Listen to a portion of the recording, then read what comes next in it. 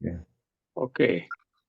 And I'm just really happy to have these sessions. There are quite a few very active and smart people in the Shri Yoga, and I'm very fortunate to have such a group of these people joining Shri Yoga. And again, people don't know about you, and so I would like to just we already started this series, and we had two such sessions, and we are continuing with the same one. So today we have Ramesh Waghmare to start. Ramesh, I probably know him for last 4 years since COVID, Yeah.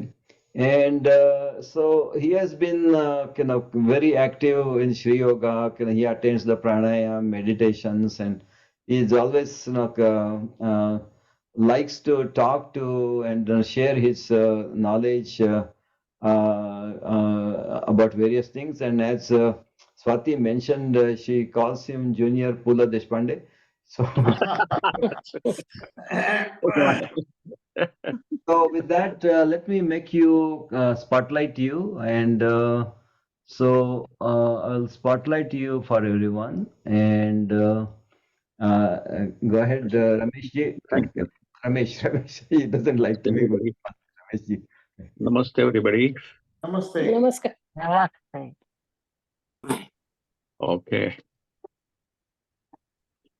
I will be a bit disorganized, so excuse me. Let me summarize my life in short so that if I stop talking after that, you won't miss anything. I have an MA in economics and finance from first the MS University of Baroda, and then I went to Johns Hopkins. And there also I got a master's in economics. And after that, uh, I have also a PhD in economics from McMaster University in Hamilton, Canada. I taught at McMaster University for 7 years and then joined the federal government of Canada for 22 years as a senior economist. And then I took early retirement because at 63, I had some eye problems.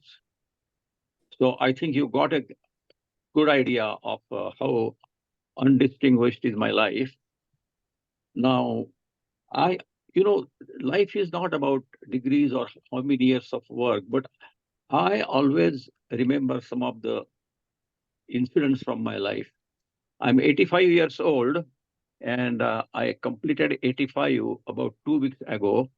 And my one fortunate thing is that Guruji Sikanji, his birthday is also in March. So I have got good vibes. I got my master's in economics from the MS University in 1961. And maybe because I didn't have much competition, I stood first class in first and also got a gold medal.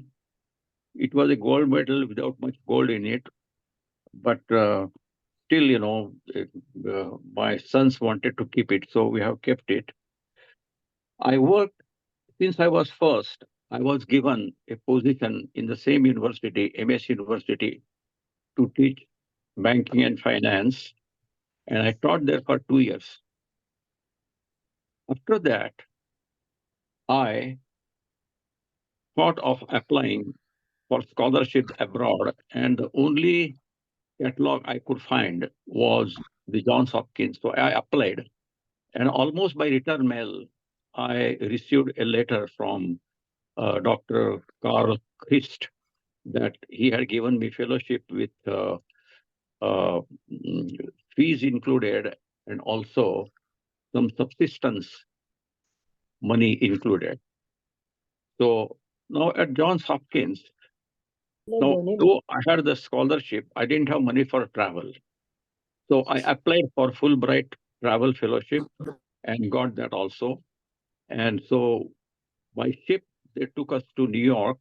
And on the way, I saw Egypt, then Naples, Rome, Gibraltar, Aden, and then finally New York. At Johns Hopkins, the system was that you had first to complete 2 years course, then pass the exam, and then start your thesis. So I did that. I passed the exam. By the way, how luck plays a part. After of several years after I left Johns Hopkins, they removed the requirement for the exam, the 2 years. So 2 years were saved for the other people. Another coincidence was when I applied to Johns Hopkins, I was wondering how I got by return mail almost the scholarship. So I took it to my professor, Dr. L.S. Venkatramanan, and Venkatraman looked at my letter and he started laughing loudly. And I said, "Sir, what is wrong?" He said, "You know what? Dr. Christ, who sent you this letter, I did my PhD under him at the University of Chicago." So that is how the luck plays a part. Now, I got the travel fellowship from Fulbright, but there was one condition which was very onerous, and it was that you had to leave the US as soon as your studies are finished. I started writing my thesis, and by a first year, I had finished about 80 to 80% of the thesis. But then my thesis advisor, main thesis advisor, Dr. Christ, he went away for sabbatical, and then I was left with the junior advisor, Dr. William Poole. Now, Dr. Poole himself was doing his thesis to be submitted at University of Chicago, and so I knew he had no interest in furthering my prospects towards the PhD. And by the way, later on, William Poole, who was my junior advisor, proved his brilliance, and he became the chairman of the Council of Economic Advisors for the president. So I called Dr. Fist that this is the thing, and I cannot stay in the US anyhow. So why don't you get me a job in Canada so that I can go there permanently? So Dr. Fist said, okay, okay. So he phoned the McMaster University, and immediately I got a job there as an assistant professor. I worked there for 7 years in total, but after 3 years, and I was sort of saying, that I am not interested in pursuing my PhD. Let me work here as long as they keep me, and then I will go to for a government job or something. But after 3 years, Dr. Chris calls me and said, "What are you doing?" I said, "I'm just teaching here. Most of my time is taken in that." He said, "No, but what about your thesis?" I said, "I don't know." I said, "I'm not very eager now. He said, "Look, if you want to be at Johns Hopkins, you will have to come and spend 6 months with me." And I said, "I don't want to do that." Then he said, "Next thing is you choose a senior advisor in your department, do some more research, and submit your thesis to McMaster University." I said, "This is very unusual," but he said, "No, it's not unusual. It's done." So he again phoned my chairman, and to make the long story short, I got a PhD from McMaster University. And since then, I wonder what I should do with it. It's not much use because then I joined the government of Canada and worked there for 22 years. Yes, one thing I remember is that when I was studying at Johns Hopkins, since I was not paid very much, it was enough, just enough. So in summer, I used to work on Wall Street in the W.R. Grayson Company. So those were the bachelor days, and I used to go to the office, return, and spend time in the Times Square, and then go home. So this is what I remember very much. Now, since I uh, spent so many years in the government, I thought I would continue. But at the age of 63, I started having eye problems. I started seeing blur in the left eye because I had some hemorrhage. And so that blur is still there. And then, but so I decided that, I should retire. And both the boys had also more or less been on their own feet. One had become a physician, family physician, and the other had joined TELUS. And since then, they have done quite well. And so they're off my back now. So then my father, I remember my father's words. He was a professor of English literature, and he was very upset that none of his kids went to literature. And so he had told me that you have some talent, you have showed some talent, so you start writing. Now, my great passion was classical music, is classical music, and will be classical music. So I was in Ottawa, and my wife and we arranged concerts of all the legends of Indian classical music, such as Bhimsen Doshi, Pandit Jasraj, then Ravi Shankar, then Ustad Vilayat Khan, Bismillah Khan, all. And the beauty of it was that all of them stayed with us. So I had a chance to talk to them about their life, about their music, and I kept notes. So I kept writing articles in magazines. And one day, when I had about 24 articles, uh, one of the publishers, I was talking to him.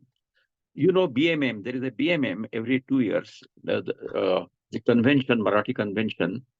And I just mentioned to this publisher, who is the major publisher, perhaps the most important publisher in Marathi literature, Granthali.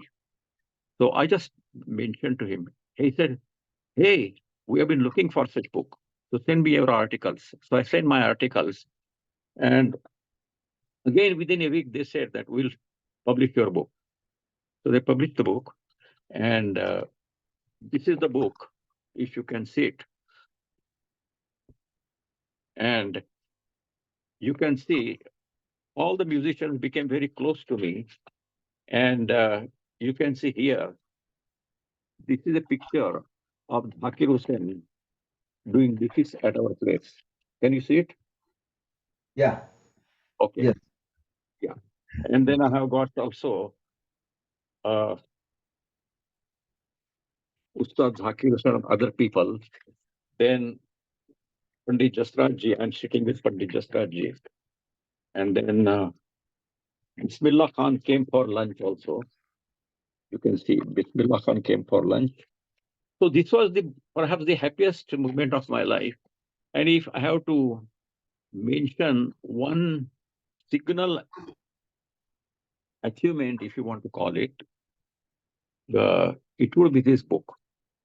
And it is into second edition, and it became a bestseller almost.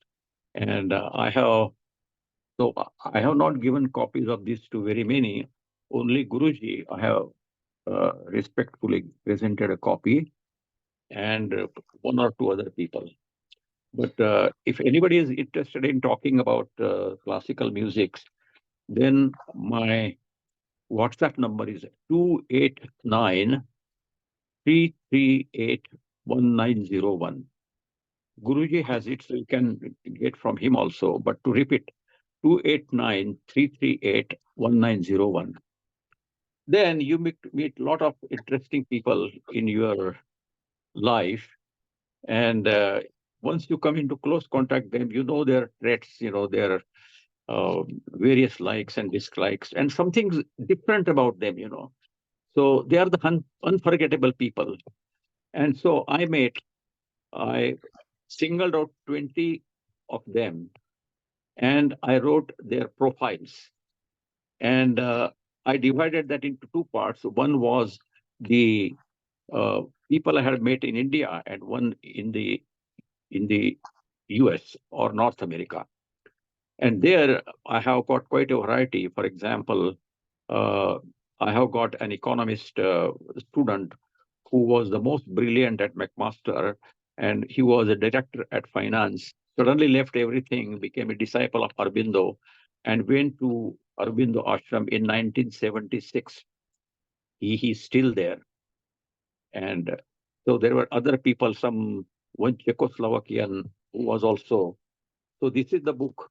You can see it's a rather interesting book and uh, humorous book. And I have given it to, just now you saw, Swati. So if I get to know Swati and her husband Subhash Chandra well, in future, in the second edition, I might include them in this book also. So I think that's all I have to say. And thanks for listening.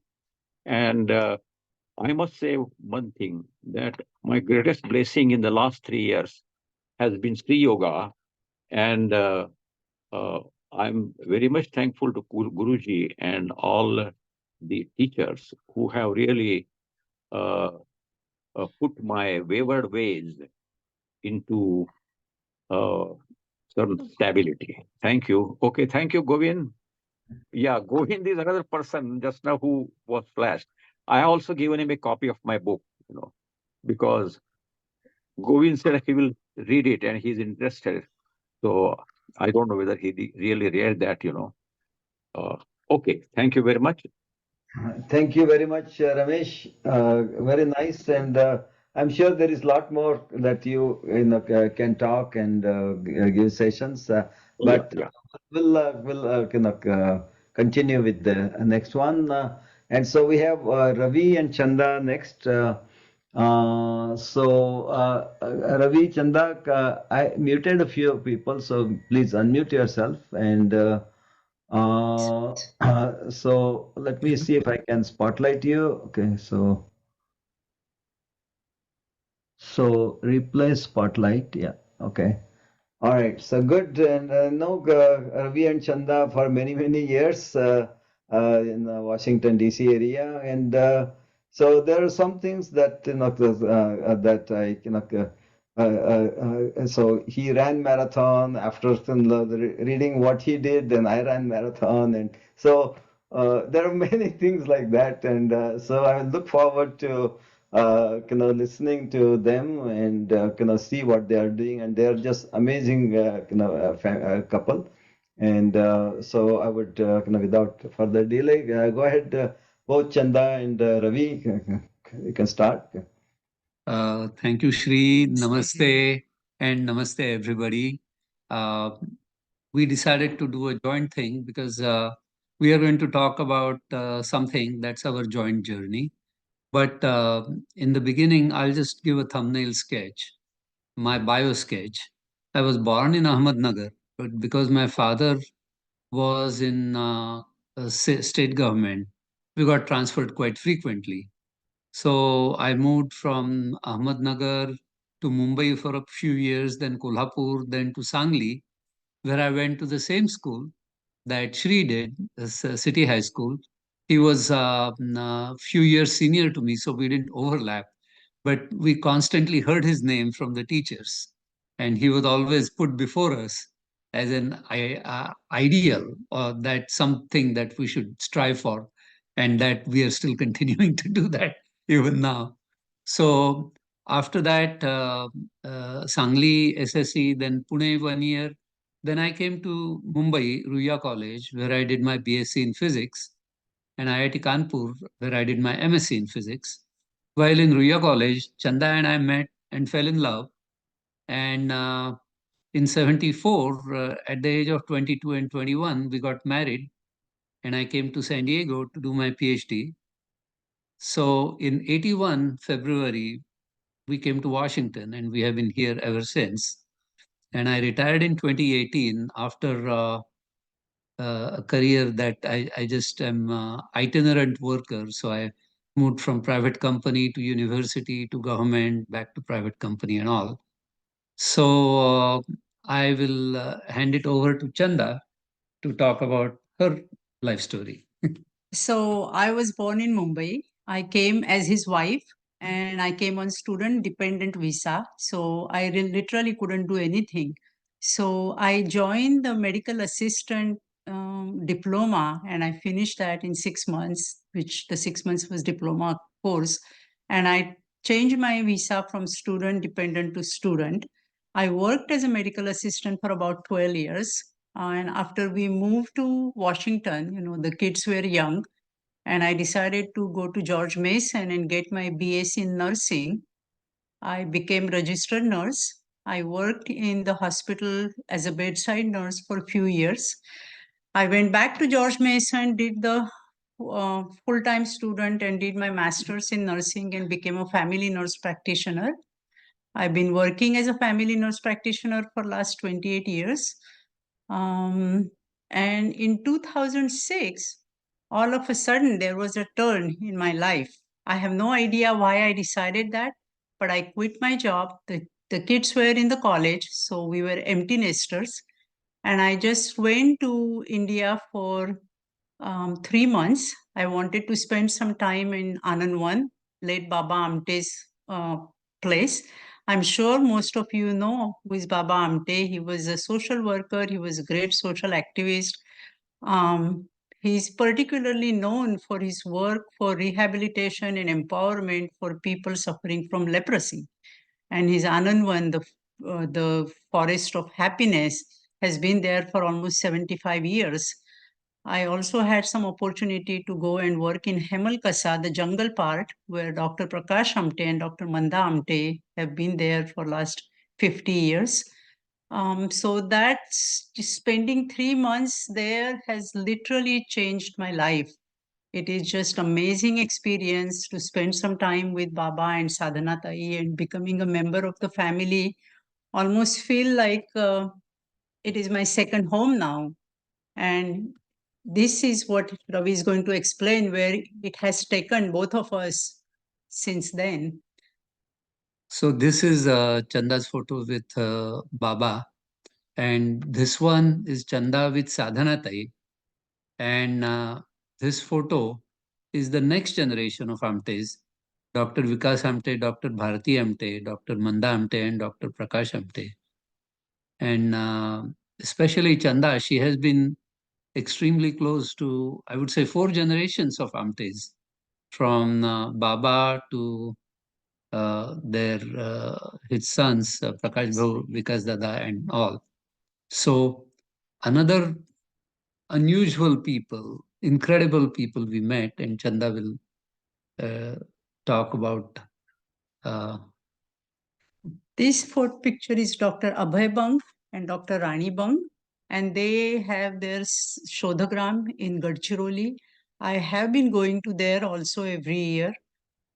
This will be my 18th year that I have been visiting them every year, all these organizations since 2006. And last few years, we also started going to Ahmednagar's place called Snehale, and that's Dr. Girish Kulkarni, and he's the one that started the Snehale. I can't go with all these things because, they have such amazing work that I'm sure you all can Google and read their work. But we feel really fortunate that we have been, knowing and spending some time with these people for last few years. So this is where I will pick up the story that since 2007, we have been having an informal organization, Friends of Anandvan, and we were raising money for mainly Anandvan and Hemalkasa. And from 2007 to 2017, over those 10 years, we raised and sent almost $150,000 to Maharogi Seva Samiti, that's the umbrella organization. As I started looking towards retirement, we thought that we should have our own non-profit organization that is focused not only on doing work or sending money in India, but we have lived in this country for 50 years now. This is our society, and that society has big needs. So reach in us, or resources for education and community health in India and US. It's a nonprofit we started in December 2017. And our approach is threefold. We provide funding directly to institutions in India and US that deliver service, then we want to create uh, an opportunity for volunteering to primarily Marathi community, but others also. And finally, to help individuals such that little bit of help and little bit of guidance can change the trajectory of their lives. So we'll just quickly summarize what our work has been for, and if I can get the slide to advance. Okay, so this is the summary. So since 2007, over 200 donors have donated $280,000 to Reach in Us. We sent $150,000 to India, Maharogi Seva Samiti Search by Doctors Bang, Abhay and Rani Bang, and Snehalaya, Chanda mentioned. Within our neighborhood, primarily in Northern Virginia, we have sent $80,000 to these two organizations, New Hope Housing and Cornerstone. In the US, we decided to focus our attention on the community that is facing homelessness, particularly the families with children. So we have been giving them money and we have been volunteering them. And finally, last few years, we have established scholarships at the Northern Virginia Community College. And in addition to just $1,000 scholarships, with the help of very generous donors, we have established nursing fellowships where we pay the full expenses, full tuition of the nursing program and books and supplies and everything plus stipend. And two students have graduated with under the fellowship. Third one is enrolled, and we continue to advertise for every year at least one fellowship. We are happy to state that our overhead is less than 2%, and even that overhead is covered by the donations from the board members.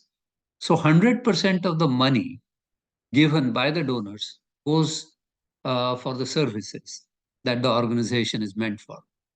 New initiative we started just 6 months ago is we have established a partnership with an elementary school in Washington, D.C. in the southeast part. And that part, the school, 90% of the students come from families living below poverty level. So we have been going there for tutoring in math and English, and we are also planning to provide financial support. We have a dedicated group of 40 volunteers who cook hot meals once a month for 40 to 80 people in the shelters, who provide tutoring. During COVID, we have provided 2,000 masks and lots of bag lunches. So over these years, they have donated over $20,000 in kind and 3,000 volunteer hours. Our main activity is our annual, what we call Heart and Soul Walk, that we have been holding on first Sunday in October since 2007. It's not a fundraising walk and there is no registration fee. It's just a get together of like-minded people and gives us an opportunity to give them updates on Reach in Us activity. This year's walk is on October 6th at Lake Akatink in Springfield. And if anybody is interested in learning more about it, our website is here. It's simple, Reach in Us, all one word, .org. And you will find a lot more details. You'll find videos from the organizations in India that we have supported, and they describe the work that they have done with our support. So that's all that we wanted to share with you. Namaste. Thank you very much for giving us this opportunity. Thank you, Shri. Oh, that's wonderful. Wonderful. Okay, so just amazing work that both of you are doing. So, and whenever possible, I attend this Heart and Soul Walk, and at least I go there and see the people there. So, so thank you very much for all. I have to share one story. Before Shri started getting very busy with Shri Yoga and all his yoga classes, whenever we sent out the email for the walk, Shri's was the first email saying, okay, I'm coming. And 1 year, 2 days went by and I didn't get email from Shri. So I called him and said, "Is everything okay? Because I haven't heard from you for 2 days."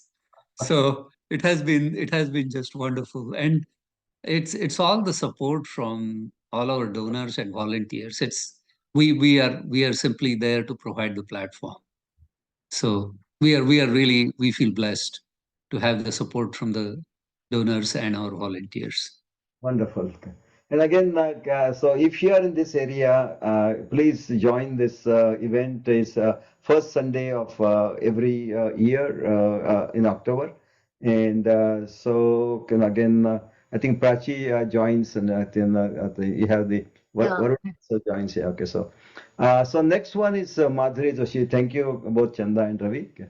Thank Next you. is Madhuri Joshi. Let me see if I can replace the spotlight. Yes, okay. Hello, Madhuri. Namaskar. Yes, Uh, namaste. so do you need to share screen or anything? Okay. Oh, If you are going to show slides, then I will make you co-host. no, I don't have any slides, so Okay, okay. I guess my life is pretty simple as compared to other speakers. So, um, okay, can you see and hear me so I can start? Yes, yes, we can Okay. hear you. I know Madhuri for probably last 2 years, and there is a group. Many people from New Jersey started during COVID, started attending this online Shri Yoga classes, and that's how I came to know about Madhuri. And Suhas also attended a few times, but he's more into music, and again, I met her at the BMM convention also in Atlantic City. So go ahead, Madhuri, go ahead and talk about yourself. Yes, namaste. I'm Madhuri Joshi. My husband is Suhas Joshi. आणि जोशी मराठीमध्ये म्हणायचं तर. I live in New Jersey, Montville, New Jersey, and came to US in 1980 after I got married. But just a little bit about my background in India. I was born and brought up in Mumbai for a few years, and then if people remember, there was a big Panchet flood in Pune in 1961, and then my father was appointed to build houses there.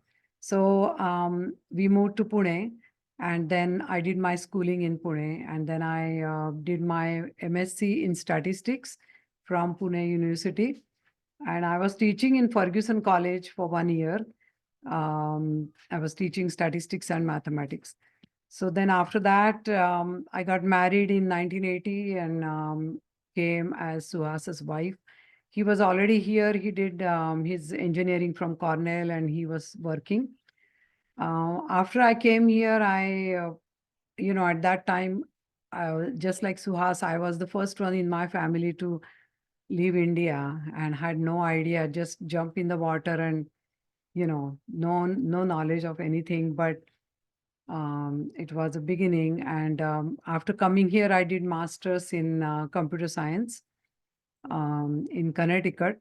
We were there for 7 years. And after my degree, my two sons were born, and I just stayed home for 10 years. I must say that looking back, that was the best period of my time, my life, raising them, and enjoying the children without any pressure or anything else to do. So that was good.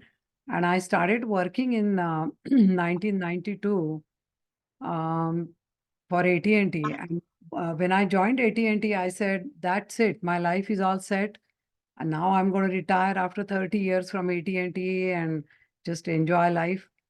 But that was not true because, as we all know, 1995, things started changing in engineering IT field.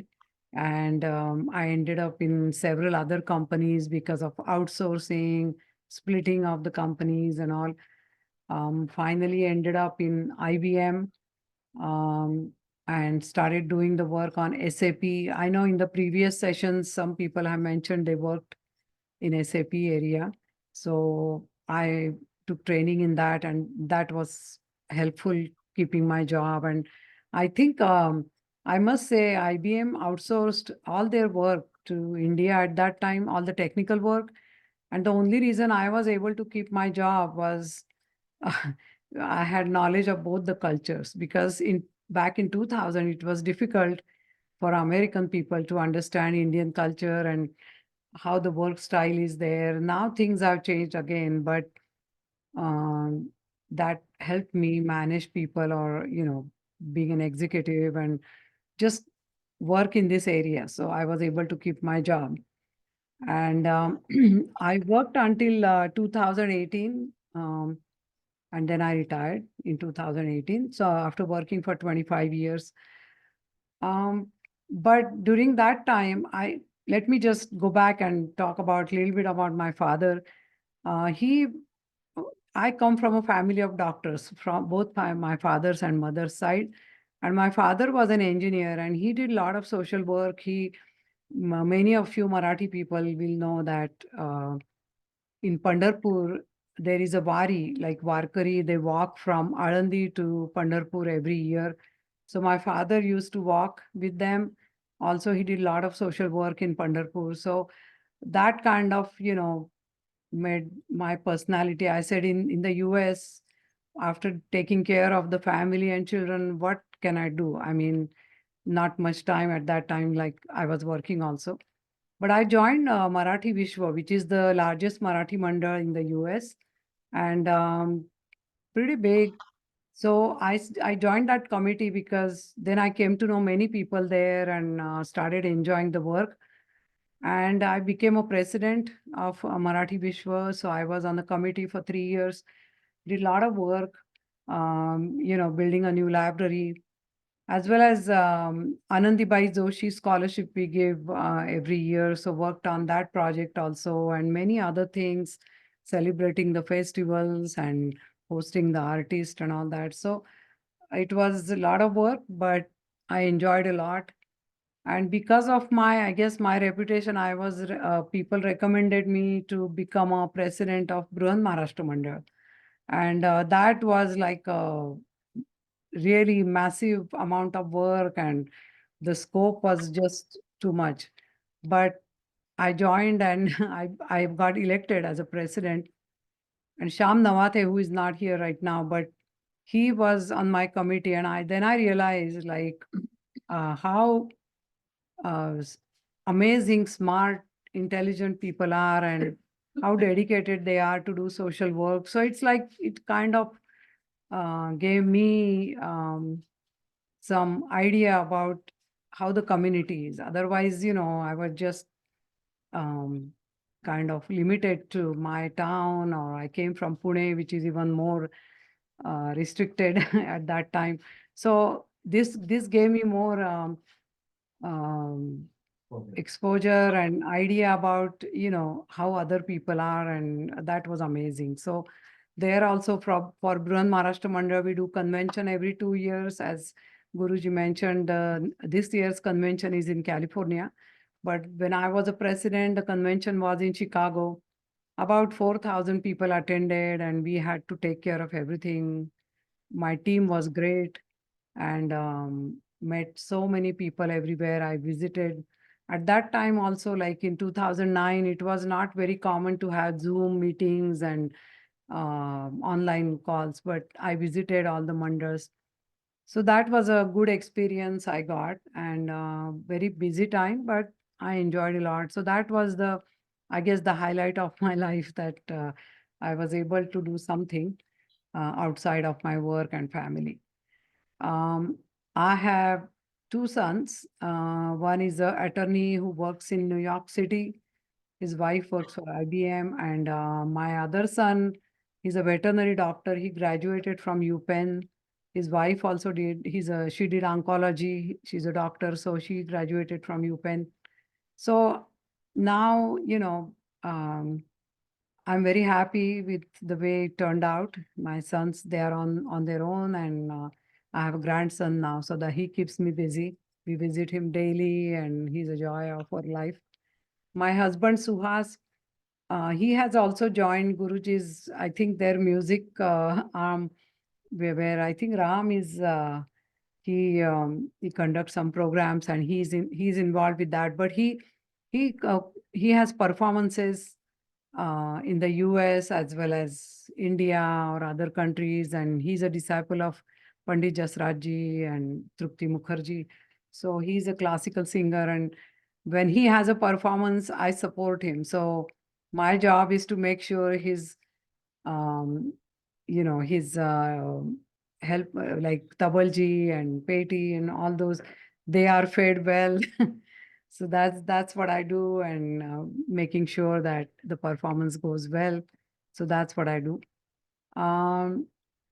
So I mean, we are in Montville, New Jersey since 1987, and yeah. So another thing I want to mention is that is significant, that when I retired in 2018, Suhas was appointed by Honeywell to oversee the work in Europe.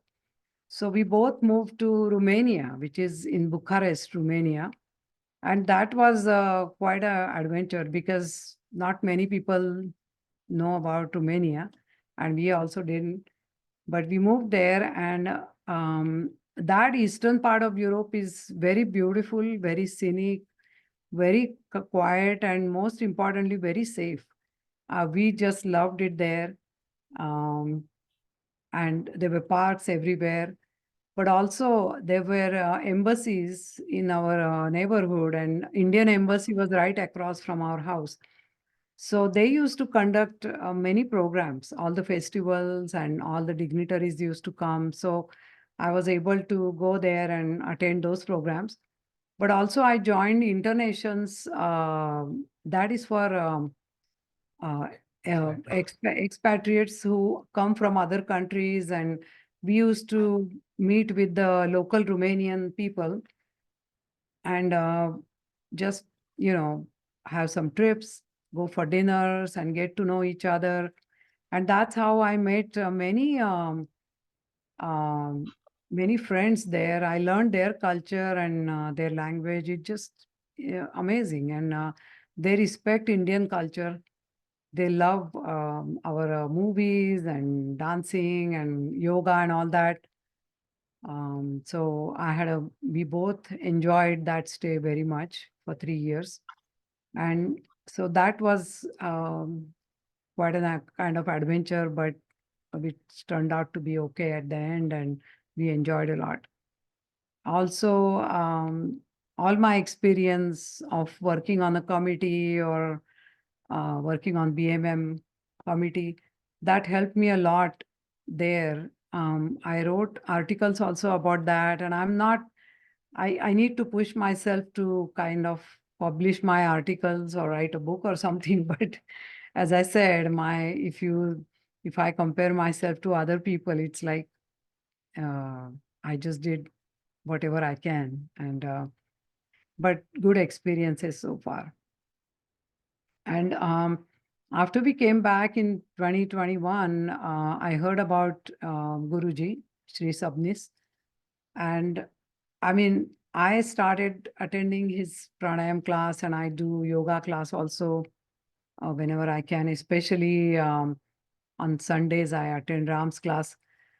Amazing. I mean, we all know how Guruji is, and his hard work and persistence, and I mean, motivating people is just amazing. And that keeps me kind of sane, and kind of my rest of the journey of life will be very peaceful, I know, because of Guruji. So I really want to thank him and all of you, because we are all in this together, and hopefully we can meet in person whenever he has a next meeting. So that's in nutshells what I wanted to say. And thank you, everybody. Thank you, Guruji. Thank you very much, Madhuri. And the next event, in case last time Madhuri and Suhas both joined, so it's going to be on 21st of September. Oh, okay. Yeah, I'll make a note of that. That Yeah. will be in the farm, and it's a very serene place. And Yes. so if it is convenient, please join. Yes, So sure. thank you very much, Madhuri and Suhas, and so good Yeah. to hear from you. And I think there are some comments in the chat box about your convention and Yes. okay. No, I will So. read those. Yes. Thank you so much. Thank you. Namaste. Thank you. So Varun Kalyan could not join today, so he has some problems. But Varun Chitnis is here, and if you know Prachi and Shirish, Varun is their son, and I met him in on 16th of March when we had the get together, and his overall personality and the what he does is just amazing. I was very impressed with his performance also. And so he's sponsoring, or so he will talk more about this Prahlad Singh Tipanyad's concert that he's organizing. But talk about yourself also, and just I would like to hear from you. So thank you very much, Varun. Okay. Thank you, Shrikantji. This is absolutely crazy. The kind of people who are presented here, it's mind blowing. So I shouldn't be talking here, but the reason I'm here is, of course, what is put on my shoulders by some other interesting people. So about myself, real quick, my mom and dad are part of your group, Prachi Chitnis, Suresh Chitnis. I came with them on a green card as a, let's say, clueless immigrant. I was, a dropout in college in Mumbai, and I had started working in Bollywood as a music assistant. So I used to assist music directors making beats, making tracks for songs. And I guess I needed to have a degree. So my mom and dad used this opportunity of, being able to move here and got me here, made sure I educated myself in music. So I went to Shenandoah Conservatory here, learned piano and music production. And since then, apart from a year in Los Angeles, I've been here in the Northern Virginia area.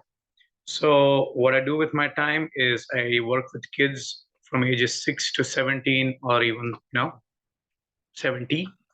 But mostly it's the kids who keep me busy. It's amazing, the energy, just bouncing off of the energy. I teach piano. I have a small studio in Sterling. And it's also interesting part of the studio is it's on the cusp of the really rich part of Loudoun County and the handyman cleaning women, like part of the Loudoun County, Sterling and Ashburn. So as soon as possible, I hope to break the barrier of who can learn piano and who cannot learn piano, because it's unaffordable for a lot of them, So, but it's a very uphill task, as all of you have, especially Ravi Kaka, Chanda Maushi, guys are always an inspiration. Yeah, so it's not an easy problem to solve at all. But I'm working on that for the next couple of years.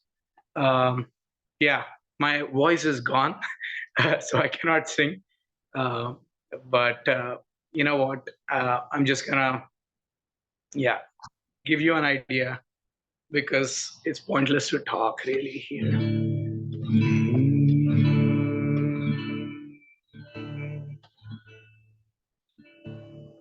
So I told you about this world. Now the other world, the inner world. बाहर भीतर एको जानो, बाहर भीतर एको जानो, यह गुरु ज्ञान बताई, जन नानक बिन आपा खोए, जन नानक बिन आपा खोए, मिटे ना भ्रम की खाई, मिटे ना भ्रम की खाई.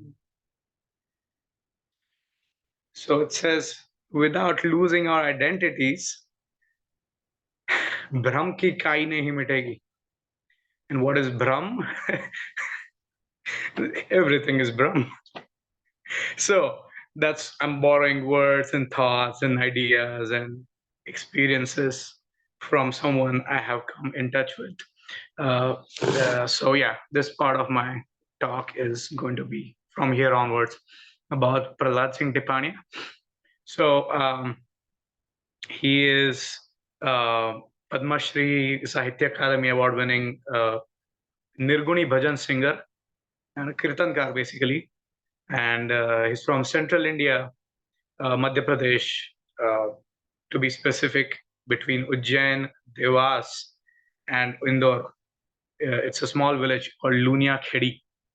And Lunia Khedi, a little background about that. Lunia, the word comes from Lavan, namak, salt. And the beauty of it is, before the British, the trading routes for supplying grain, cattle, and salt for inland states or places such as Ujjain or Indore, which were, of course, consequential places in Holkar and Sindhia, and even, of course, Ujjain way before that. So, Lunia Khedi was on the border. It ended up always being on a border of two, let's say, principalities of some kind. And salt traders from one place would come, stay the night, and the salt would get picked up the next day. And they would sit and sing. And with the goods being traded, food, of course, cattle, everything, what also got traded was art and music. So it's just a fascinating story. And personally, so these were Banjaras, Laman. Laman is another word. Personally, it's just, I have to share it. It's very strange to share it in front of people. But before I got a chance to meet Prahlad for the first time, Lunia Khedi, I was in Vipassana 10-day course. It's an obsession of mine to, to figure out, to deal with my narcissism, to be, completely honest. I'm tired of it. So I was in a Vipassana course, another frustrating 10 days of 10 hours per day meditation. I got tired, frustrated. There was a hill behind the center. I said, screw it. I couldn't do it. I didn't have any, experiences that I wanted the bad word. So I decided to climb that hill. And in the strange mood I was in, I went and got stuck on a cliff. And it was the month of June, end of June, Ahmednagar area, full, very hot summer. Rain hadn't started, of course. So I saw at a distance, I was stuck, getting kind of like sliding down, falling to my death. I mean, I accepted my situation. I called for help. There was a guy who was plowing the field with one bail. That's a cow. But yeah, so I called him for help for like about half an hour. He wouldn't take me seriously. Ultimately, he did. And then after about 45 minutes or so, Shetacha Bandavarna, I started seeing 15 motorcycles coming my way. Like, okay, I'm gonna live more. So they came, and all these young people, they were mad at me for wasting their Sunday like this. But yeah, they all climbed. They were locals, pretty much like tribal. They saved my life. And then I got to know them. Who are they? they were Banjaras. And, it's like now in hindsight, it's like it ties a lot of loose ends together for me personally, but as well as in reality as well. Because when I ran these, findings of mine that this Lunia Khedi is actually on a very important intersection of Banjara trade routes. Um, uh, and I ran it by scholars such as Dr. Linda Hess and Dr. Pranjali Sarasau. They're from the Western universities, Stanford and Berkeley. And it's like, yeah. And then they confirmed with Praladji, who's there right now. Confirmed that, yeah, they played a huge role in this. So I had some slides and stuff to share with you, but actually, let's not do that. I just have a printed out flyer. So yeah, I am here completely out of my depth. I am trying to make a concert happen for Prahlad Singh Tipania, and he's a realized interpreter of this music. So he doesn't, when he speaks and sings, he speaks a lot from experience. So whether it's Kabir, Gorakhnath, Bhavaninath, Nanak, whatever he sings, he can explain it in a way that is meaningful and has a potential to change lives. So here's a flyer. I'm going to share it. I've already shared it with you all. I'll share it in the comments, etc. This is on 18th of May in Chinmaya Mission, 3 to 6 p.m. And when I kind of got into, like, recently delved deeper into his satsangs, I realized that this man is talking about breath, uniting everyone using the breath, not really uniting, but letting everyone experience peace the way he experienced it. So this poetry urges us to connect with our bodies and minds through our breath, to experience a mystical land within where peace springs eternal. So when you hear next time Chalo Hamara Des, they're not talking about Rajasthan. They're talking about the country inside where there is no time, no space, no me, no you, no big, no small, no woman, no man. And that's exactly what Praladji says in his kirtans. It's very effective. I would love it if you all, or anyone you can, and all your friends can come join for this concert. I don't want only the 2 rows filled or 3 rows filled. It's a huge auditorium. We have 425 seats. So that's all I came here to say. And also, I want to note that it is the last, could be a last of this kind of his tour, because everyone involved is getting older. Although he's in full form of performance, some of the organizers are getting old who bring him here and arrange a US-wide tour in universities, etc. Some of the other things also, this is Kabir, right? It's middle ground. As I said, his Banjaras were spread from Kashmir to Kerala, literally, you look it up and they're literally spread from Romania to Kerala. I heard about Romania, right? So there is a Banjara connection everywhere, gypsies. So just like that, Kabir cannot conform to, oh, I'm a Hindu, I'm a Muslim, I'm a, guy from UP, I'm a weaver. No, I'm a man, I'm a woman, nothing like that. So it's been an effort, conscious effort, but as well as a natural happening that the organizers who, like, actually some people who are helping me organize their tour in DC, they are from all over the place.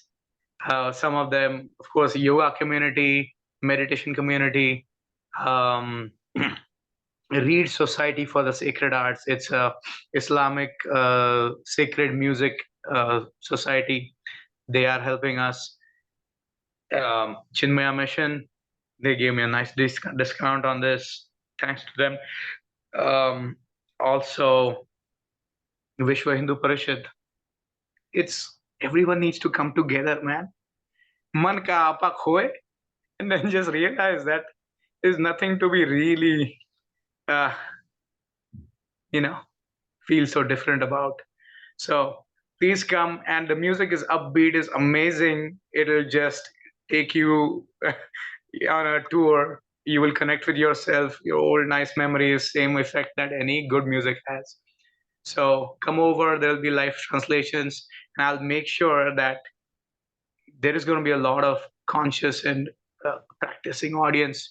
So I'll make sure that people can ask him questions, because I think he's one of those people who's in a position to answer some doubts, as he has cleared some of my doubts.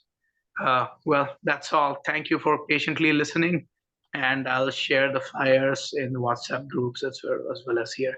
Thanks so much. Bye. Thank you very much. Excellent, Varun. Very nice to hear. And I have already purchased the tickets for this, concert. And can again, we'll include that. I have included the flyer on Shri Yoga, and so people, if they're interested, they can join. Okay. Thank you very much. So Suresh Kothari, you are next.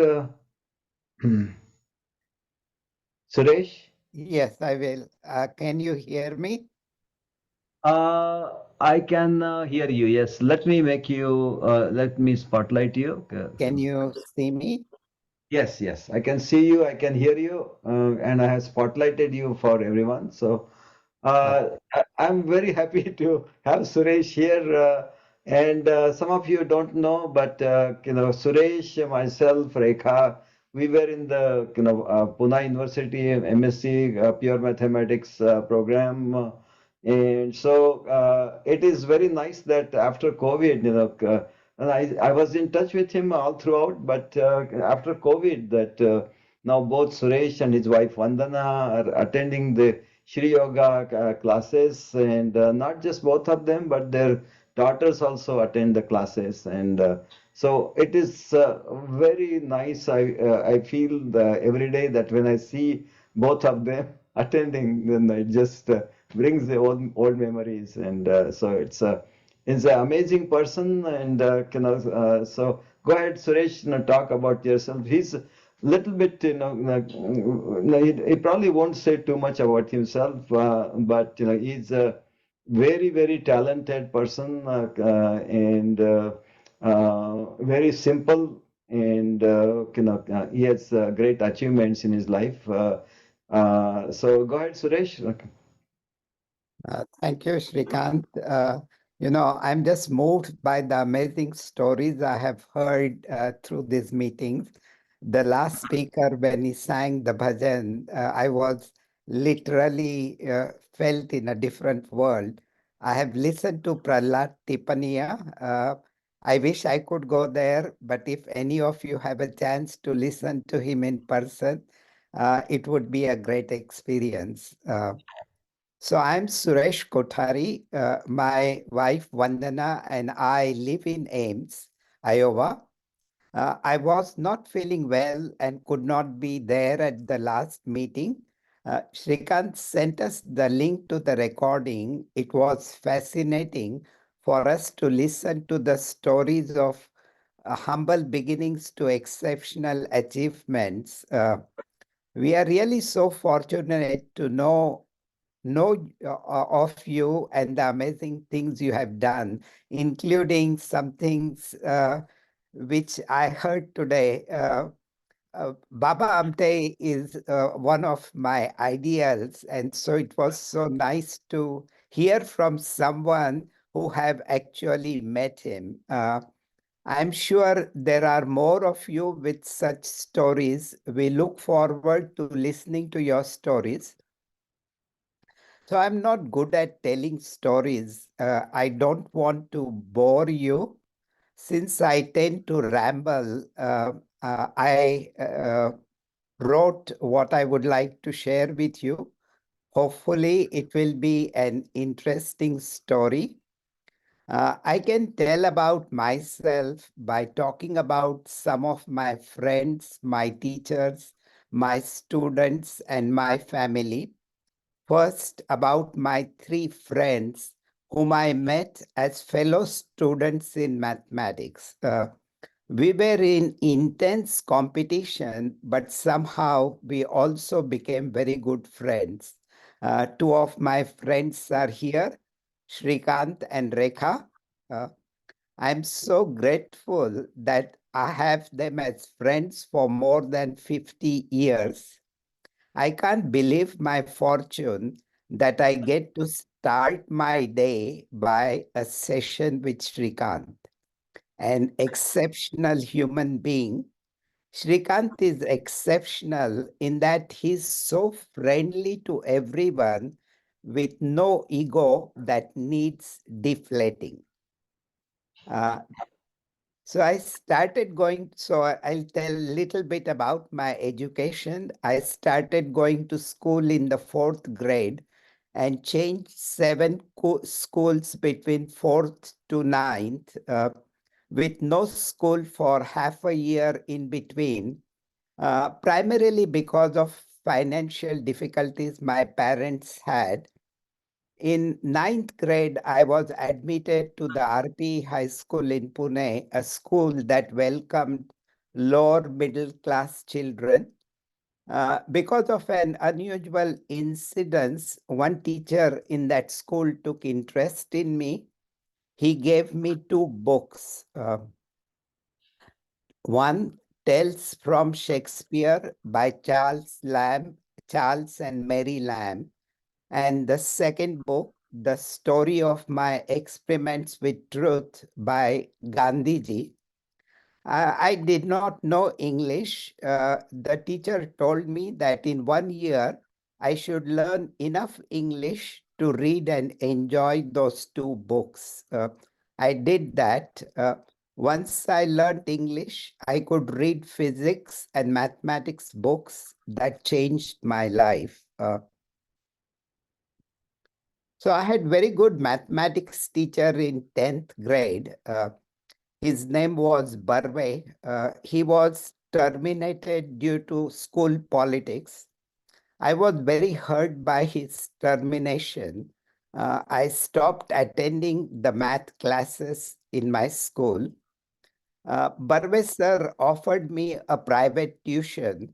He said the fee will be 1 naya paisa per month, but with a Guru Dakshina in the end.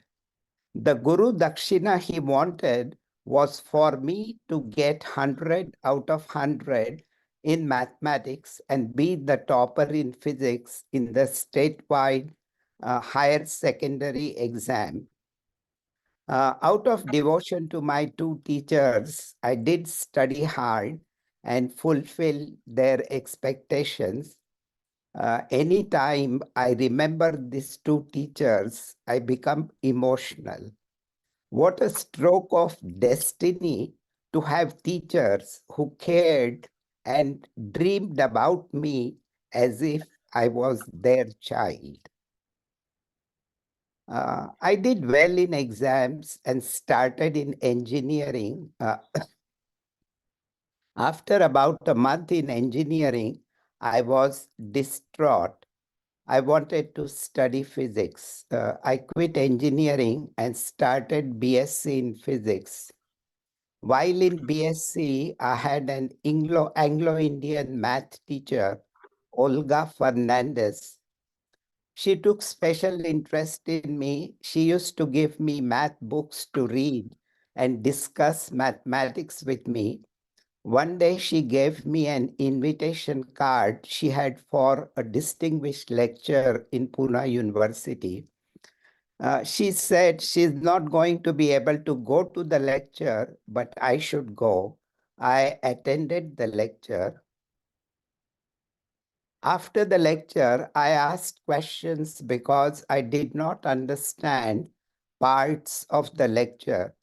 The distinguished speaker patiently explained.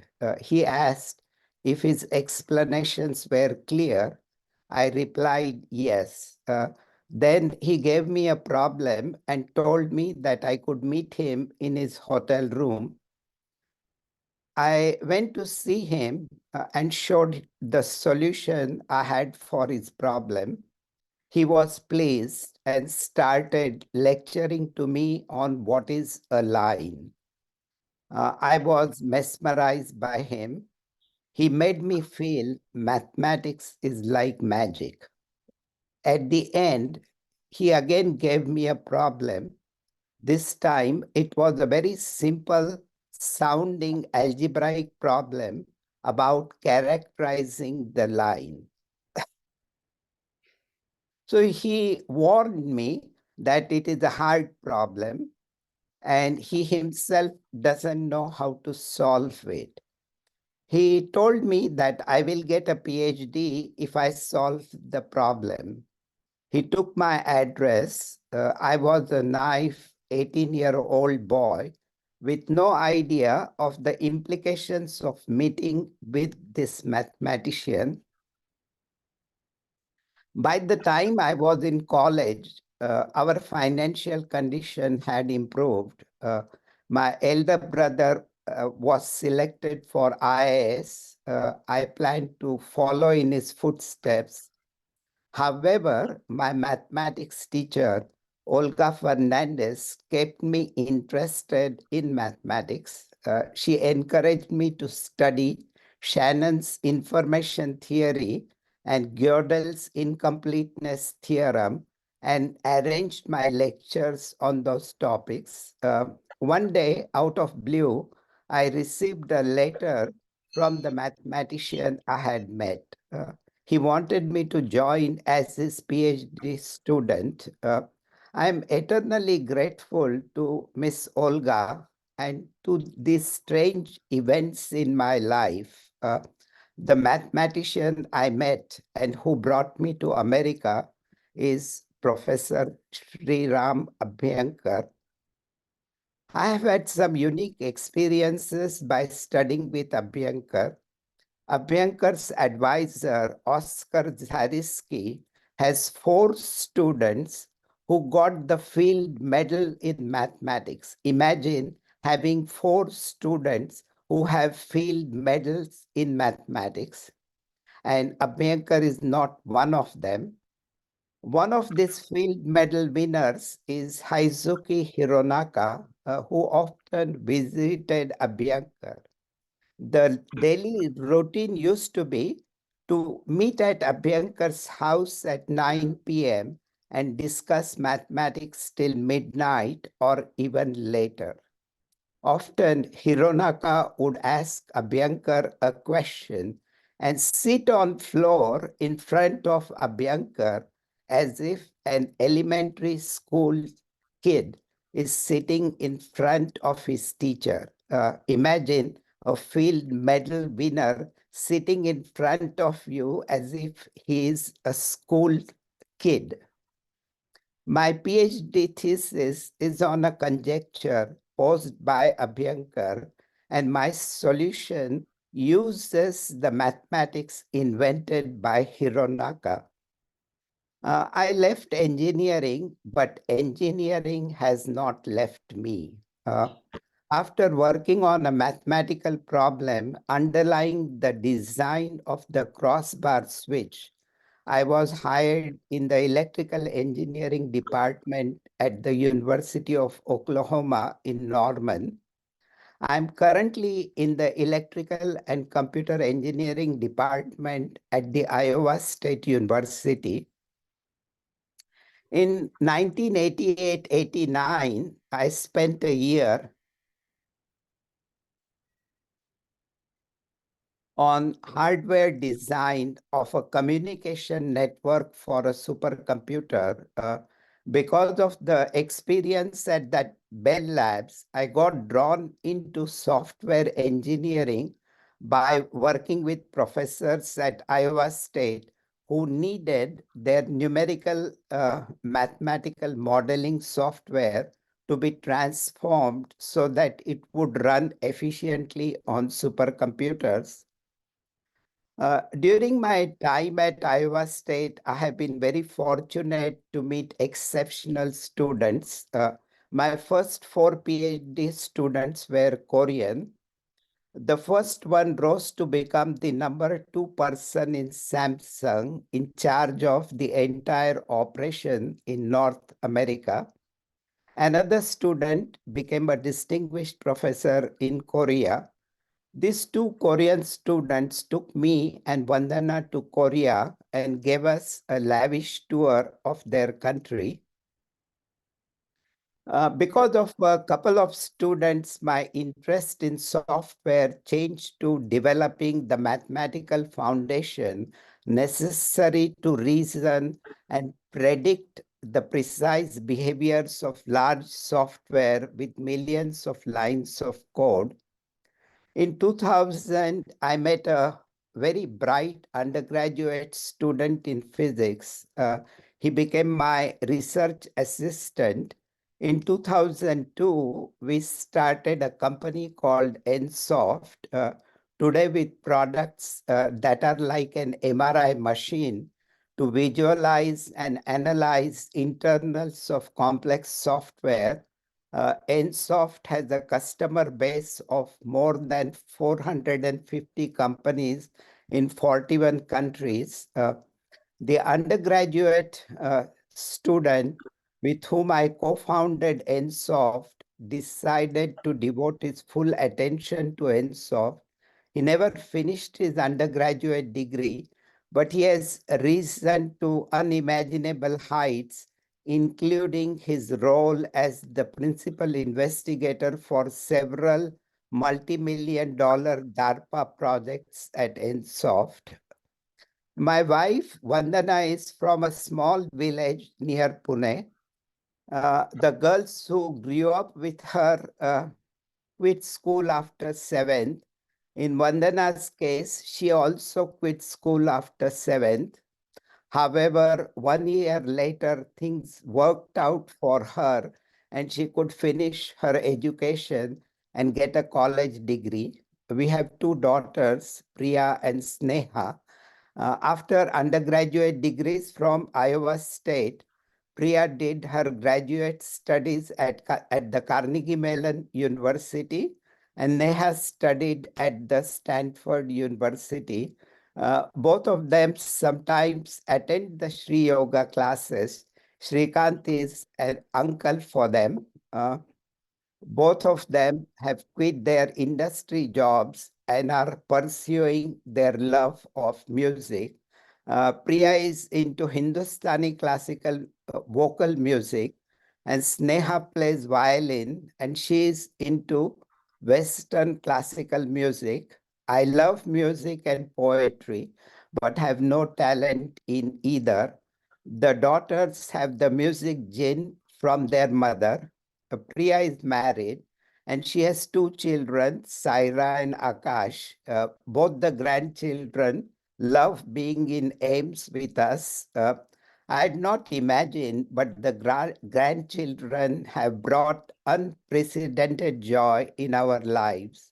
What can I say? After listening to the stories from the last meeting and reflecting on my own experiences, life is a strange journey. Who you will meet and where your destiny will take you is so unpredictable.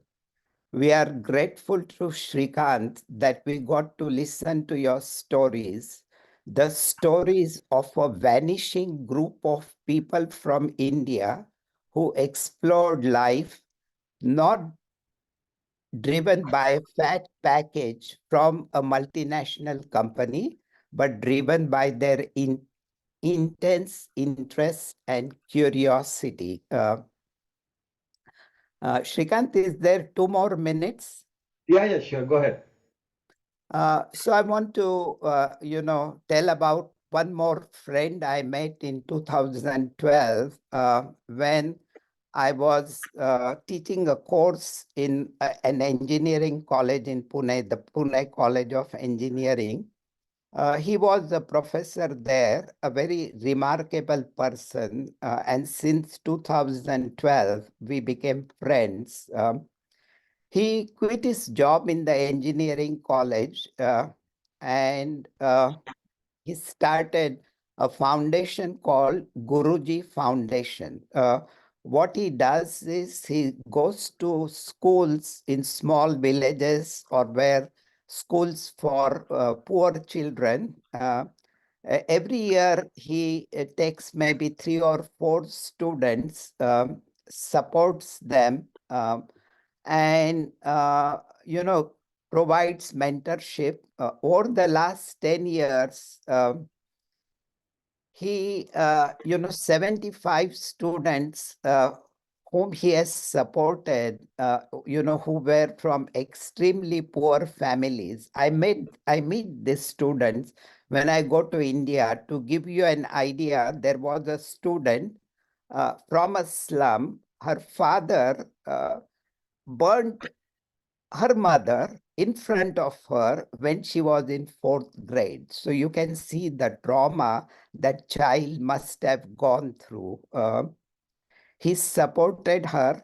She finished her college. She has a job.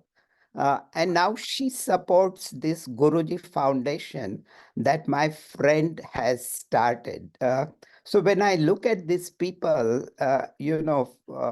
people like Baba Amte, people like my friend, whom the world doesn't know, but they do such amazing work. Okay. And I'm really very grateful to have met such people in my life. And I would really like to, meet you sometime when I come to Washington, D.C. I hope I have a chance to meet you. Thank you very much, Suresh. It was amazing, and I'm in tears, so I can't really talk much. Okay, so it's just amazing thing that you had done. Let's continue with Anand Mishra. Thank you very much, Suresh. And I will replace the spotlight. So Anand Mishra. Namaste, everyone. So Anand, go ahead. Yeah. After listening to these talks, I realized that I was going to talk something quite different than this. Anyway, I must first apologize to you, Shikanji, for not meeting the date on 10th, because I had been this for 6 months. I have this terrible health problems. So I divided my talk into 2 parts. I decided to talk first this experience of 6 months, and before that also health issues and the philosophical implications of it, which I began to think about it. And then I wanted to talk about my whole life, but I think it will take more time on the very first topic itself. So I'll probably concentrate on it. So one thing, it's don't worry about the time. Just continue. So there is no time limit of 9:30.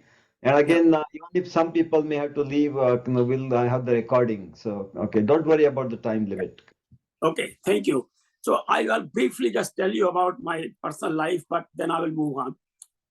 I have a lot of degrees actually, and each of them have their own implications.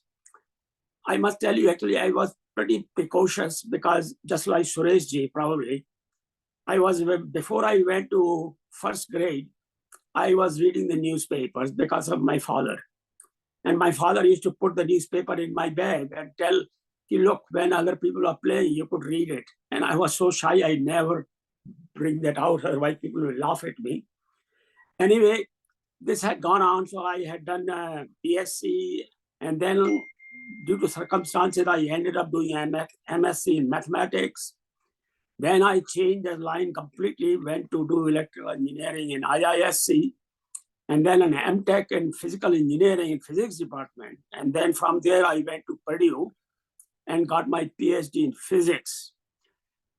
And there is a lot of stories attached with this, but I will not go into the great details of it, except the PhD in physics I did with a professor, Ralph Bray, who apparently, and he told me, he missed the invention of transistor by a few months, actually. He had seen the effect, but he could not interpret it. And in the meantime, Bardeen and Shockley, they applied for a patent from Bell Labs. And Bardeen actually has admitted in his biography that when he talked to Bray, he shook up in his pants because they had just filed for the patent. Otherwise, Bray would have been the Nobel laureate. Anyway, because of that, he had a problem that he will give a very challenging subject. And after joining, I found out you have to make a discovery. Otherwise, you don't graduate from him. And people have taken anywhere from 6 years to 12, 13 years to get PhD from him. I did manage to get in 6.5 or 7 years, but the first 4 years were very rough. He gave me one problem and I worked for it for 2 years. That didn't work out. Then he gave me another problem, which was equally difficult. And then I again I tried to solve it. That didn't work. And in physics, you have to, in experimental, you have to make an apparatus and then try your problem. Then he gave me a third problem, which was about 1 million times more difficult than the nonlinear optics done by Bloomberg and other people. And I thought, boy, I'm gone. But in the meantime, we had a very rough time because all my fellow students who came from ISC. So let me just tell you briefly, I had gone to ISC in 65 and I had known Shyam Nawate for almost 58 years. We became very close friend from there. And I had known his whole family. Then I knew Lalji Mishra almost for 54 years. He too was in IISc, but then he left for Davis. But then I caught up with him when I came here. I started a Brahman Samaj of North America. And he joined it. And I became in charge of database as well as treasurer.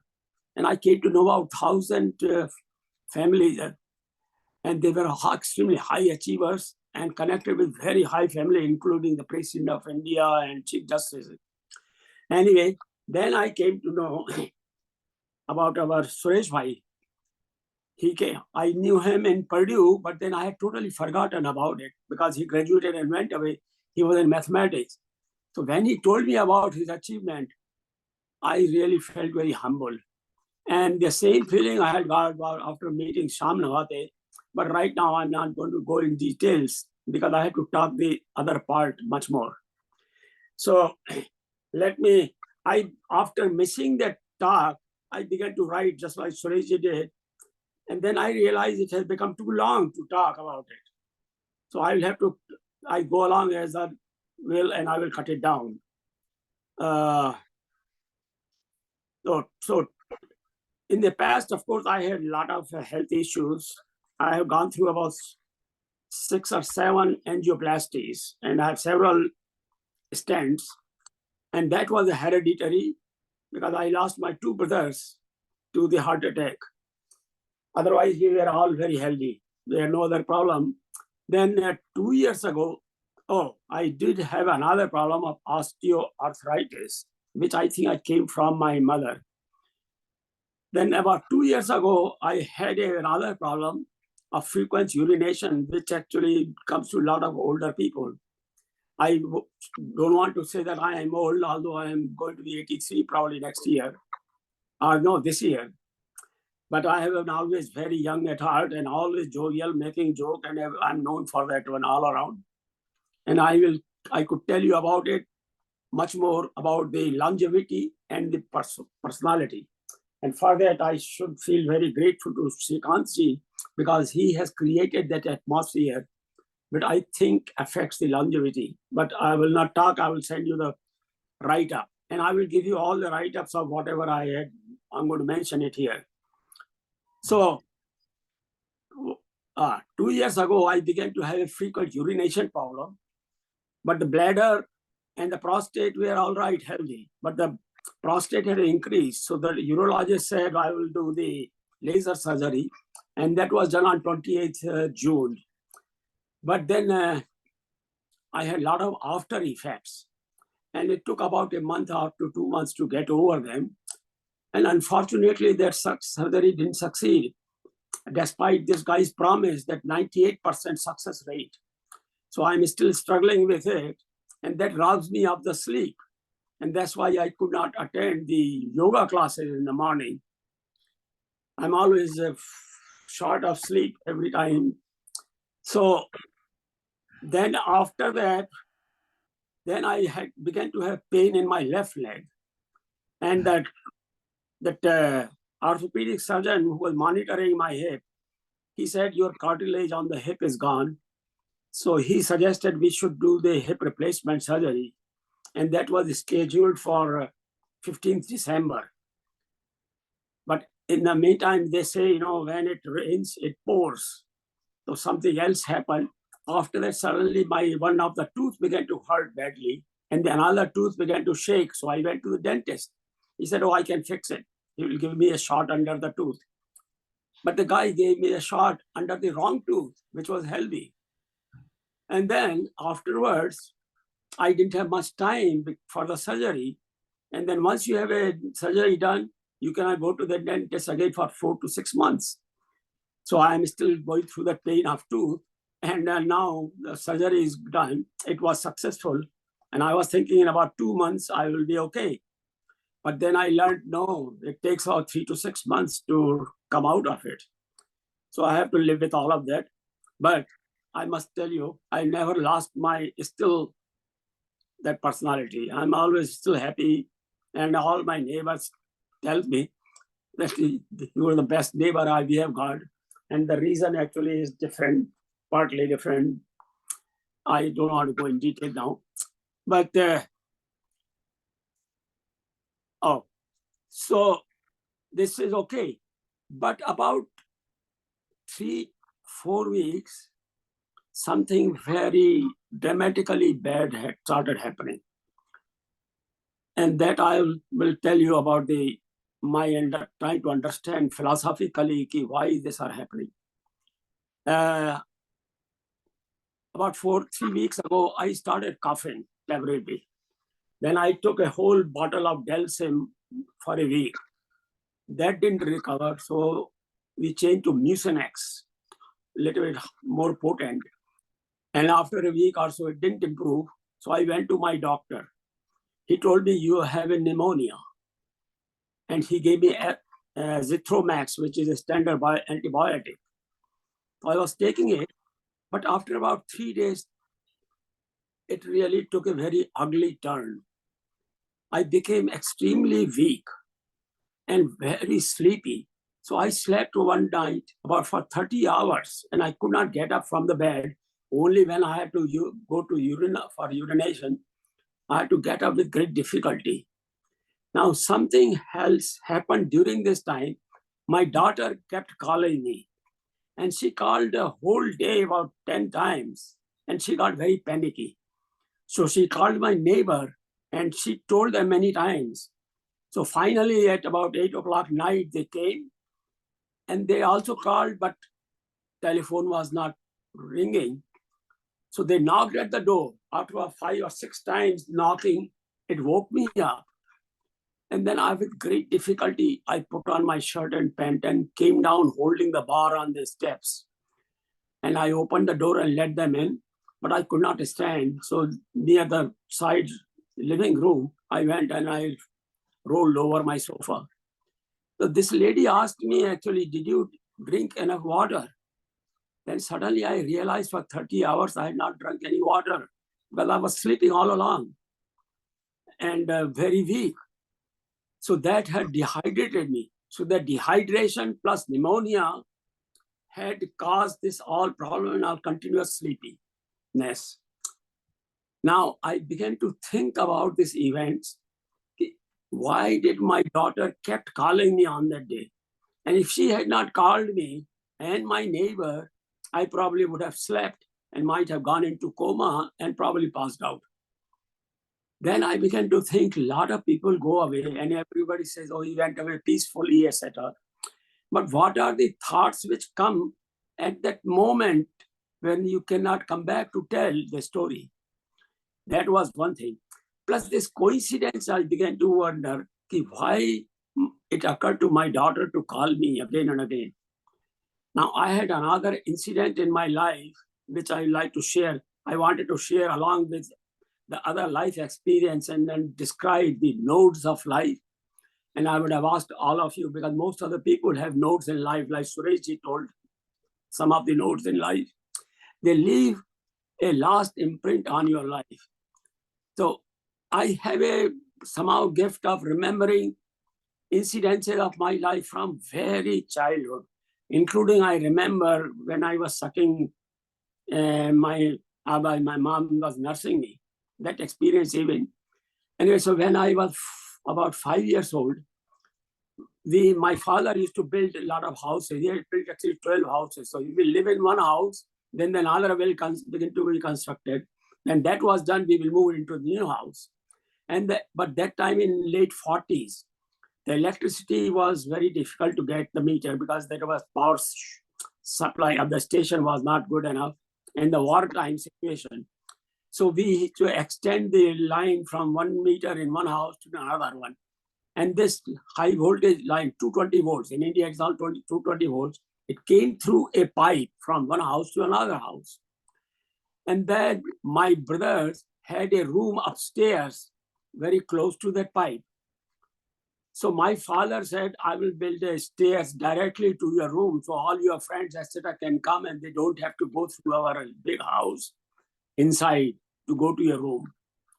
So they constructed the stairs, but they did not raise the pipe. So there was about 2.5 or 3 feet gap between the pipe and the stairs. And I used to duck under it and go up.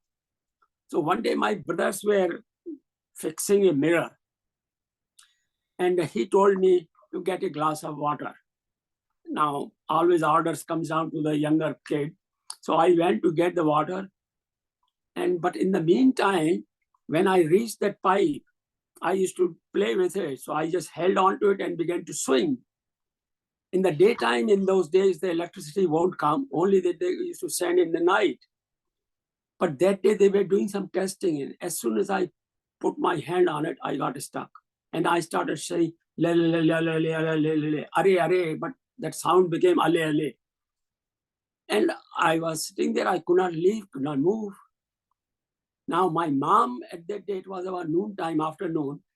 After the lunch, she was sitting with her other ladies and eating pan under a guava tree. We had a very big angan. And don't know what happened to her. She suddenly got up. She could not see me actually from that place, but she came around and saw me. And she shouted to my brother, the Satchidanand has got stuck on the pipe. So they came running with a stick and pulled me out. So I began to think again, and I kept thinking whole life, why my mom got a signal?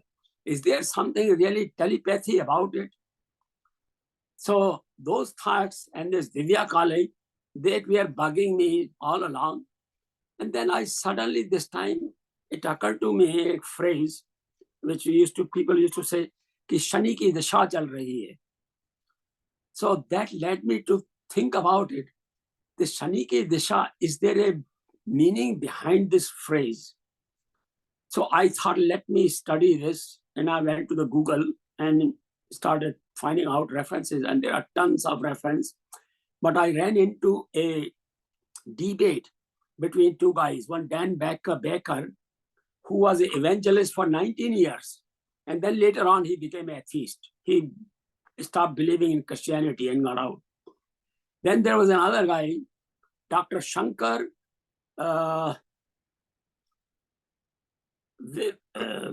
Vidyanath, no. Anyway, Dr. Shankar actually, he had a PhD in theoretical nuclear physics from TIFR. And he had afterwards, about 10 years, he published lots of great papers in nuclear physics. After that, he came under a guru, Bhagwan, he calls him, and he went into the studies of our mythology. And this guy said they had an argument between one atheist and one believer. And if the debate goes on, I will forward you that site. It's a very interesting debate. It's a long one, about 2 hours, but you will really enjoy the discussion. Anyway, this guy, Dan Baker, who's an atheist, he started giving statistics that there was some 100, I don't know exact number, but a study was done of those people, predictability of this kind of forecasting. And he said, those people who believed in astrology predictability and they could predict it, they were true about 48% of the time, but 52% of the time they were wrong. Other people, set of people. So he said this is a random totally, and you cannot predict your future based on the astrology. Now Shankar, he came from different angle. He said he believed in the astrology, but he said it's a Vedic astrology. And then they had an argument. It led to the discussion about the God Almighty itself. And the Dan says, no, I don't believe in all God, etc. But then he was talking about he said, let me go back to this one a little bit. Sorry.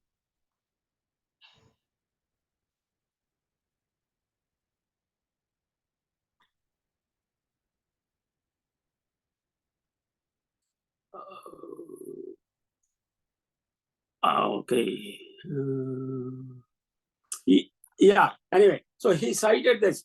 Now he's quoting the experimental verification. He said the science is based on the verification of the facts around you.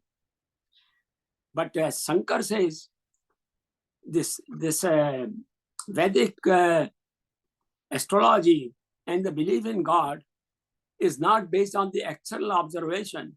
You have to observe within and you think about it.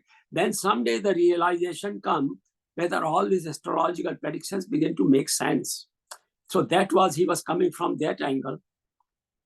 Now I am still thinking actually whether that phrase Shani ki dasha chal rahi hai, is there a meaning behind it or is just a saying? Because I have these instances in my life, and I'm sure if you think through, most of the people may have come across this kind of episodes in life.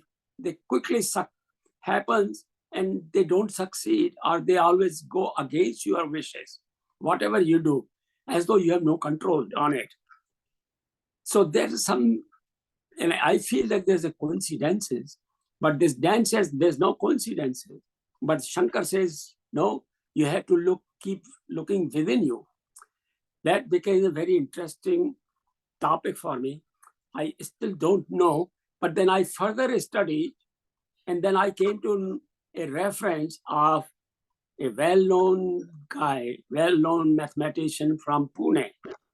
And I'm sure Suresh Kothari knows him very well, Narlikar, Jayant Vishnu Narlikar, who had done his PhD with Hoyle in Cambridge. And they had come up with a new theory of universe. Hoyle did not believe in the Big Bang theory, and they both together they have postulated a steady state theory of universe. I vaguely remember, it's now almost 50 years, more than 50 years have passed by, because this work was done in late 60s and late 60s. They had come up with this universe theory that universe oscillates between the two steady state. That's a steady state theory. I vaguely remember. But later on, when in the Bell Labs, they found out the experimental proof of 3-degree radiation. That is proof that there was a Big Bang. So all the scientists began to believe Big Bang and Hoyle, and their theory was totally discarded. Unfortunately, in that process, Hoyle lost his Nobel Prize because Hoyle also had given another theory, after supernova, how different elements evolve. So there is a natural process up to carbon-12.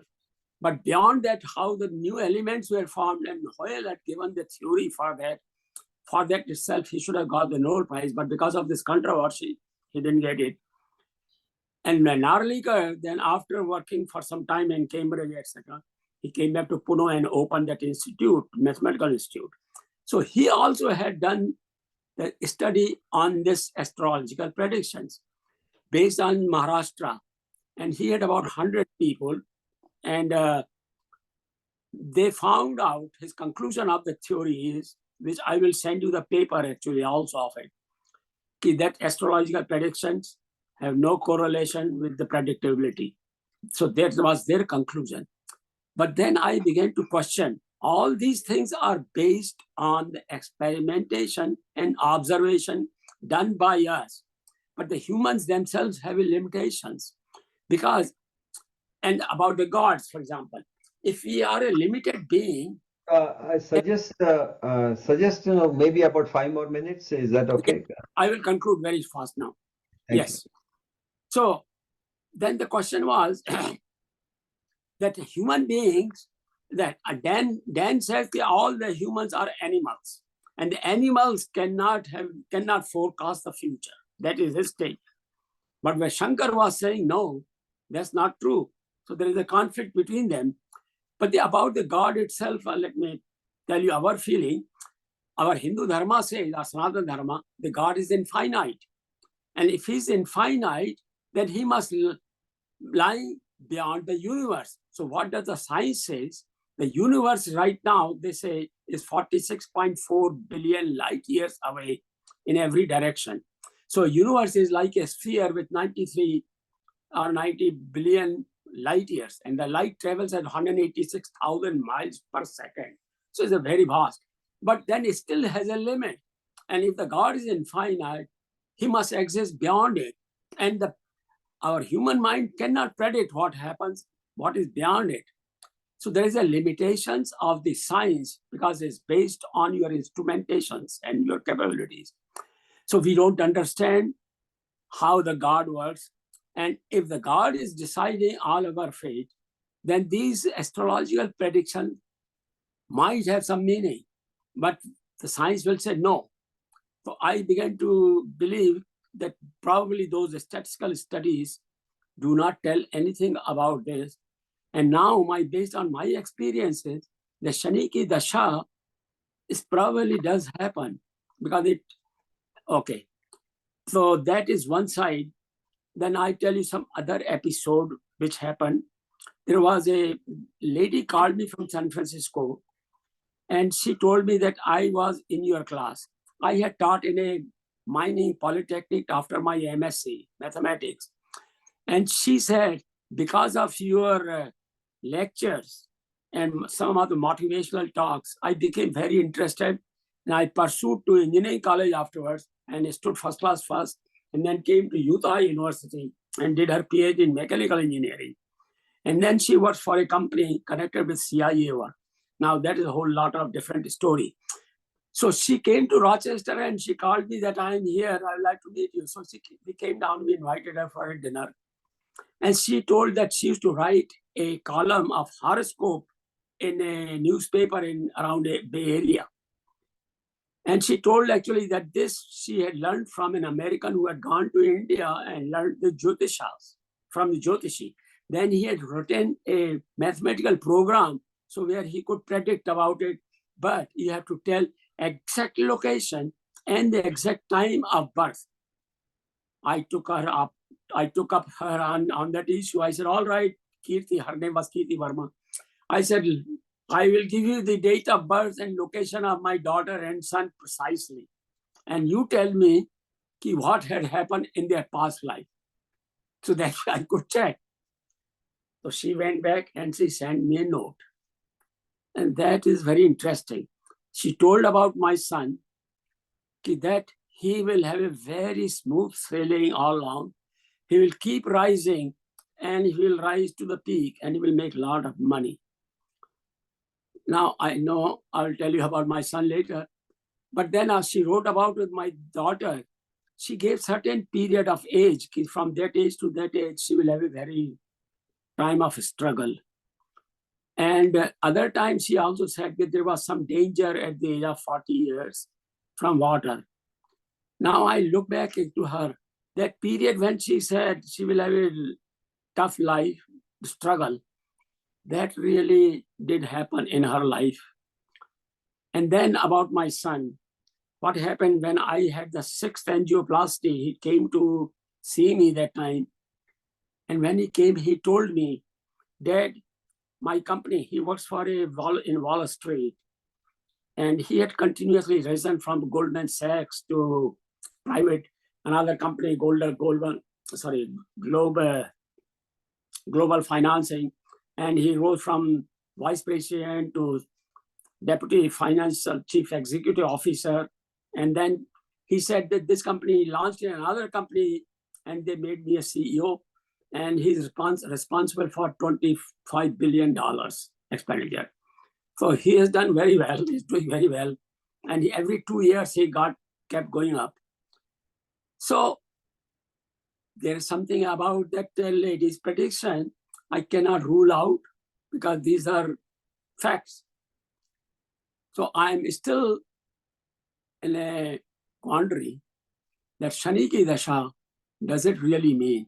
So I'm just going to ask all of you, think about it in your own life. Does it have some meaning or not? Okay, I will conclude it. I won't go about, well, I could just tell you one thing about this. After my PhD, which took about 6.5 years, I did make a discovery. The problem given by my professor was how the atom vibrates inside the bulb. When they reach the surface, what happened to the surface? Now that is extremely, extremely difficult problem to solve. Anyway, I had struggled it, but once I saw the signal in about 2.5 years after that, I finished my thesis very quickly. And then based on that, it became extremely well-known discovery. I found out that these atoms actually forms the ripples on the metal, on the semiconductor. And those ripples are very tiny, about 0.1 angstroms or so. So you cannot normally see them. So it became very well-known. I got an invitation for long, big session in APS meeting. And then I applied for and top 6 companies in the country all gave me an offer, including the Bell Labs, IBM, Yorktown Heads, Ford Research Lab, and Kodak and Xerox and Hewlett Packard and Texas Instrument. Everybody gave me an offer. And then my professor said, well, you go to Xerox. So I joined Xerox. And I had a pretty smooth sailing afterwards.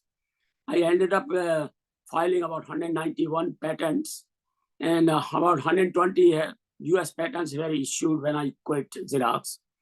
And then I also got the highest award of Xerox for individual contribution, which brings about half the salary as a reward. And 2 times I got it.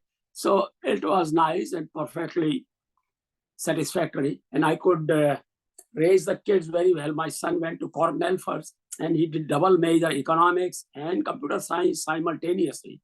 Although I wanted him to do computer science, but after in 2000 years, computer science was the hottest field.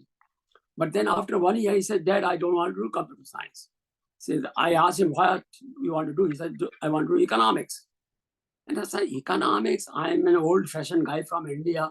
Economics and BCom and MCom degree. So he said, no, I want to study economics. I said, no, you do both. So he said, all right, I will do. So he did 2 degrees simultaneously at the same time. And that paid off very well. He did very well, actually, at 3.8 average in both degrees. My daughter went to Wellesley College, and she did all right, and she graduated from there. Now she is a senior director in Sanofi, which is a very large pharma company. So the kids have done very well. And I have 4 grandkids. They are doing extremely well. All of them go to private schools. So I have a wonderful life now and enjoy the retirement. But all these health issues, I don't let them bother me. I'm still very optimistic I can beat all of them. And I've been beating all 6, 7 angioplasties and so many osteoarthritis. And then I read another research paper and a video, which I will forward you guys, by Susan Pinker about the longevity. Longevity and social life are directly related. She had studied in Malta about the family life, and she ranked about 10 different factors. This dieting and health, exercise, etc. They are about 5 or they rated about 5th or 6th. She said the most important factor was the social life, how well you live with your family and society and happiness. And that was number 1 according to her study. And then I think about Shrikantji, what a wonderful job you are doing. And I think you have increased the life of everybody in our group. Thank you very much. Thank you. Thank you. Namaste, Satchidanand. A very nice story. So thank you all. It's a little bit late. Again, it's very nice to hear all these touching stories of different people and doing some wonderful jobs. Okay. So yes, Suresh, it was very nice to listen to you. And again, all this is recorded, and so I will share it with you, all of you. Okay. I hope, you know, these are amazing people and we get to meet them when we visit you, and hopefully it will be soon. Yeah, so one suggestion, Suresh, as I mentioned to Madhuri, 21st of September is when will have a get together. That may Okay. be a good time. But Yes. in case, any other time that if you are in this area, we'll certainly have many people and again, that goes with Madhuri and others also, so Suresh Kamath also, okay. They will have people meet you. I'm sure they'll be very much interested in meeting you. So No, it's amazing that, you know, you through, I met some people whom, or I got to know, like Satchidanand, right? Means I've never met him in person, or maybe we met but never Yeah, knew. And it then was we long came to time know ago. each other again through this. Then I came to know about Kamath. You know, it's just amazing how life goes. Right, right. I still owe you, Suresh ji, telephone address of Jainaran. I will call Bhartiya and tell you then afterwards. Oh, okay. Yeah. You have kept in touch with people. Yeah. Yeah. But it was amazing. You came to Purdue in what, 70, 1970, 70, 72. 72, right? Yeah. That's why I said 54. Yeah, 50. So it was great to meet you. And I tell you, frankly, after I heard your discussion with Dr. Abhyankar, I really felt humble actually at the time. Boy, people are so brilliant. I used to think I'm doing very well. And at one time I started thinking, I actually always stood first, second, or third in all the degrees everywhere. So I began to think, but when I met you and of course Sham Nawate, it was an humbling experience. Oh yeah, there's no limit. There are more brilliant people all over the world. Yeah, that's true. There is, you know, amazing people in this world. Yes, incredible. And how from such a humble start, I didn't know about Sureshji, that he had a very difficult life. I had another friend here, Dr. Narayan Deshpande, who also came from Pune. His was a terrible story. His house, his father's house was burned down after Gandhiji's murder. A lot of these Brahmins were targeted around Pune area. And then let's his do father, it. Yeah, okay. If you want to continue, that's fine. I want to stop the recording first of all. yes, Okay. please do.